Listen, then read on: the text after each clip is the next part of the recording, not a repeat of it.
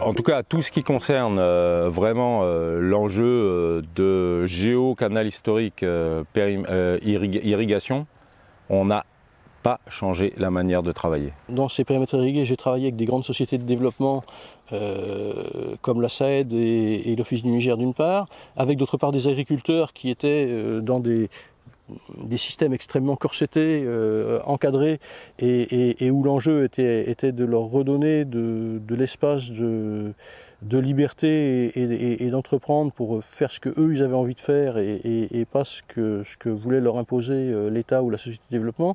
Ça a marqué un petit peu notre histoire. Un hydrogéologue de terrain a une approche très empirique, pas du tout aboutie, mais il est tout le temps en contact avec les gens sur le terrain, parce que, en particulier, moi qui travaille dans les milieux arides, semi-arides, le puits est par excellence le lieu de rencontre de la population. Et quand j'ai commencé à travailler, en fait, on était dans un courant de recherche qui s'appelait les recherches systèmes. Ces recherches systèmes, elles avaient un positionnement qui consistait à dire qu'on allait s'intéresser à ce que faisaient les acteurs. À l'époque, pour moi, essentiellement les agriculteurs, puisque je suis issu de l'agronomie à la base, et que le but, c'était de comprendre ce que faisaient ces acteurs et pourquoi ils le faisaient, en réaction, je dirais, par rapport à des comportements très normatifs des sociétés d'intervention, des sociétés de développement, qui avait comme message un petit peu caricatural, mais bon, les paysans ne savent pas, il faut leur apprendre.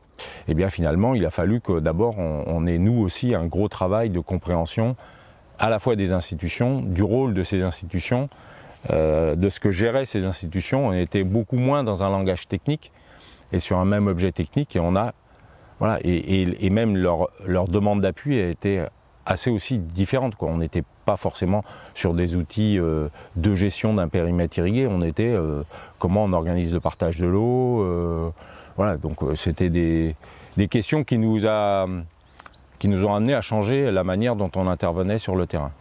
Et là, on a travaillé beaucoup plus, à partir de ce moment-là aussi, beaucoup plus en analytique qu'en accompagnement. Et puis, je pense que, à l'origine, j'avais une vision qui était très classique dans le monde physique, c'est-à-dire que de s'imaginer que quand on a résolu le problème de la quantité, de la qualité de l'eau qui est nécessaire pour un usage quelconque, que le problème est résolu. Donc, et c'est toujours une manière de voir que je rencontre encore chez certains de mes collègues, pas à Géo parce qu'on a appris à regarder un peu plus large, mais chez les collègues qui travaillent surtout par des approches physiques, on a encore souvent cette impression que la résolution quantitative, qualitative, c'est le début et la fin du problème. Voilà. Donc l'énorme intérêt de Géo, c'est de finalement voir que cette dimension-là, ça n'est qu'un tout petit bout du problème, et puis que il faut aller bien au-delà, et puis que les discours des institutionnels, entre guillemets, c'est pas le discours et c'est pas le besoin des acteurs finaux. Et donc cette multiplication un peu des personnes avec qui on peut être en contact, c'est un peu notre quotidien. Alors pour en revenir à la participation et à ces différentes formes, je dirais qu'un des intérêts de la création de Géo en tant qu'UMR, c'est que pour qu'une UMR existe, il fallait qu'elle ait des questions en commun. Parce que sinon, c'était simplement, voilà, on travaillait ensemble sur des projets, mais on ne se posait pas des questions de recherche au-dessus pour dire qu'est-ce qui fait corps dans une UMR, quelles sont nos questions de recherche communes, etc. Et donc une des questions, quand on a commencé à réfléchir un peu à ces questions de recherche commune, une des questions qui est apparue comme étant intéressante était celle de la participation. On a travaillé de façon différente avec les acteurs. Je ne nie pas qu'on ait fait des enquêtes de récupération d'informations, j'en ai fait plein, où on va demander aux gens ce qu'ils font, ce qu'ils pensent, patin à coup fin, et l'interaction avec cette enquêtée-là s'arrête là. Ok, ça, bon, on en a tous fait et on en fait tous, c'est normal, on a besoin de travailler sur des échantillons comme ça.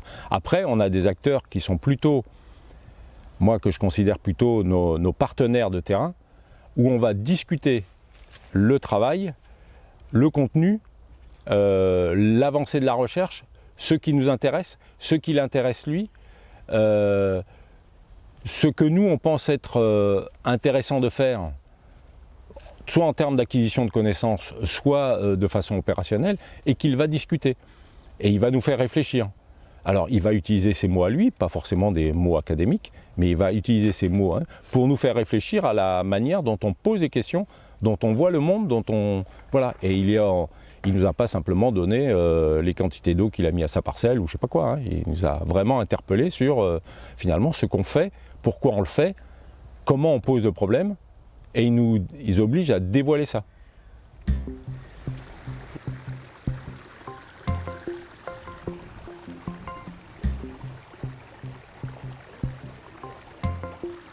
Le stade ultime de la participation, c'est quand justement il n'y a plus de la participation, c'est-à-dire que je participe à quelque chose, mais ce à quelque chose est quelque chose qui est proposé de l'extérieur. C'est pas moi qui propose quelque chose et qui vais chercher les gens pour participer avec moi à ce que j'ai envie de faire. Et ça, pour moi, ce serait le stade ultime où les acteurs prennent vraiment le pouvoir, c'est-à-dire que c'est eux qui sont les demandeurs, qui sont les donneurs d'ordre, et nous, on vient participer.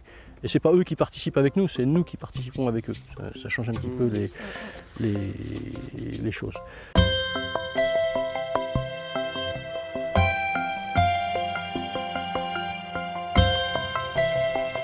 Vous avez remarqué que j'ai systématiquement botté en touche. J'ai toujours des problèmes avec les cases, mais c'est vous qui mettrez dans les cases. Je vous laisserai ce soin. Et là, il faudrait pas qu'il y ait la caméra. Ça fait rien.